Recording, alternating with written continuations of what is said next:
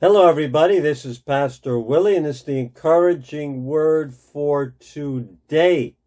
Nothing that has ever happened in your life, whether good or bad, is wasted by God.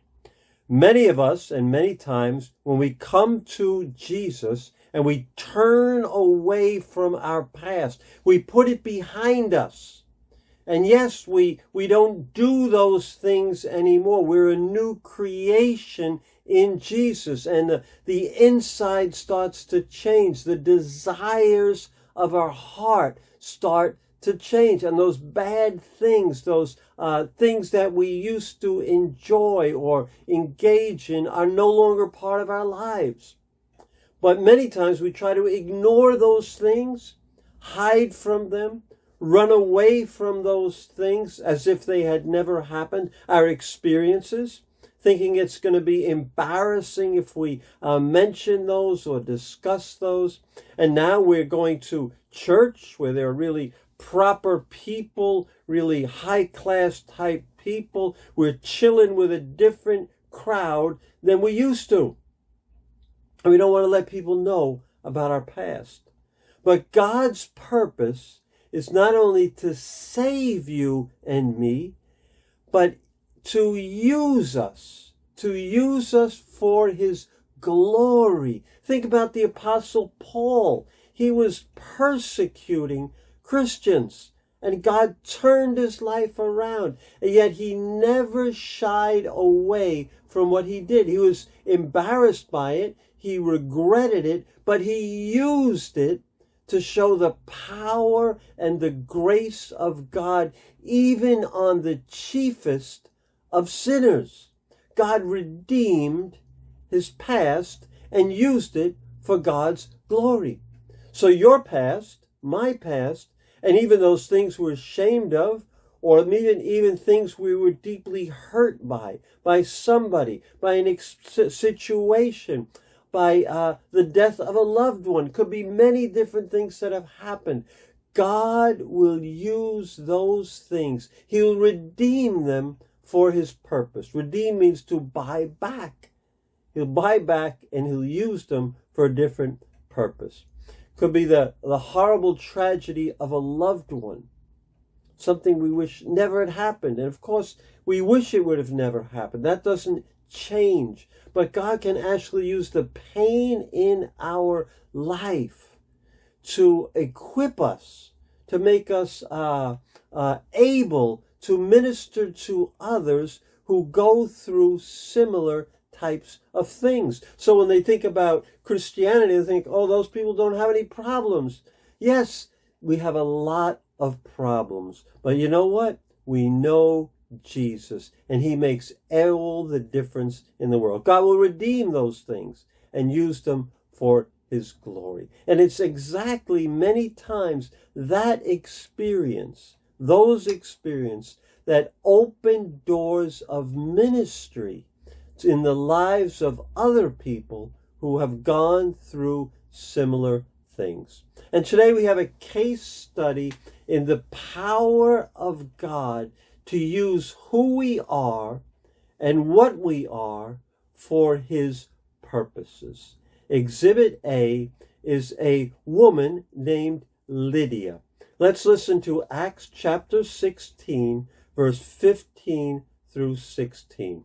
When she, that's Lydia, when she and the members of her household were baptized, she invited us to her home.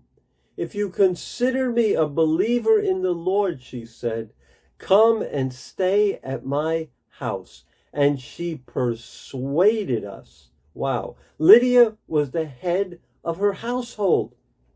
So immediately I think of a question. Where is the husband? Was there no male head of the household?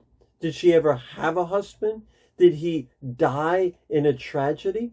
In that day and age, it was unheard of for a woman to be the head of a household.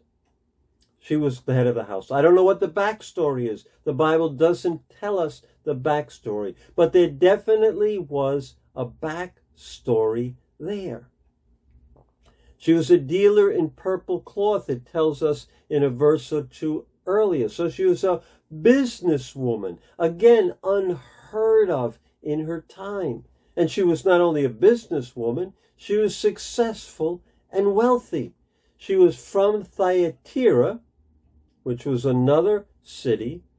She had a home there, almost definitely. And here she was in Philippi and had a home here. And it was large enough for her to invite the disciples, Paul's team, to come and stay there with her.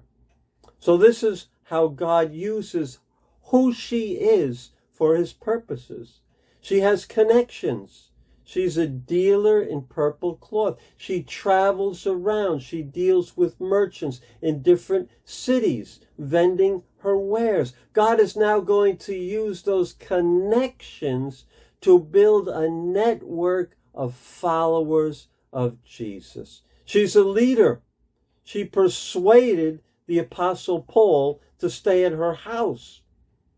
Paul would take a lot to persuade him. She was a leader, a persuasive leader. People followed her, and she led them to Jesus. Her whole household was baptized. They followed her lead. And I'm sure many other people were baptized and followed Christ in her life. She was a woman doing all these things. And so she's an example to generations of women that Jesus is calling them and that they have a place in ministry, that they have a leadership role to play. She had a house, and she convinced them to stay at her house. And that house became their base for ministry in the area. In fact, it was the site of the first church, the first house church in Philippi.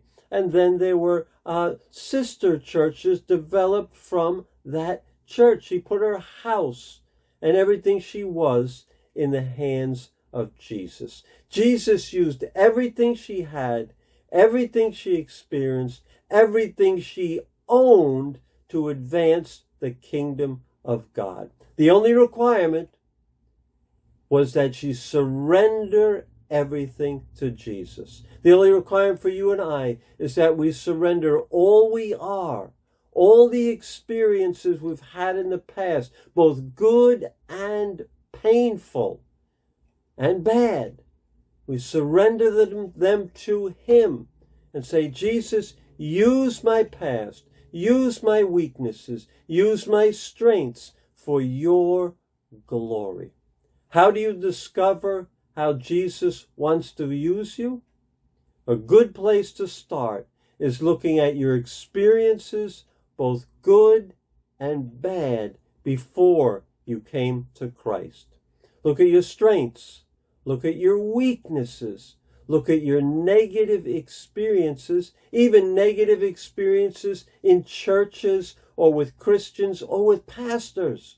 Jesus wants to redeem all those things and use you to reach others who have gone through the same situations you have gone through, and use you to build his kingdom. Have a great weekend, and I will see you again on Monday.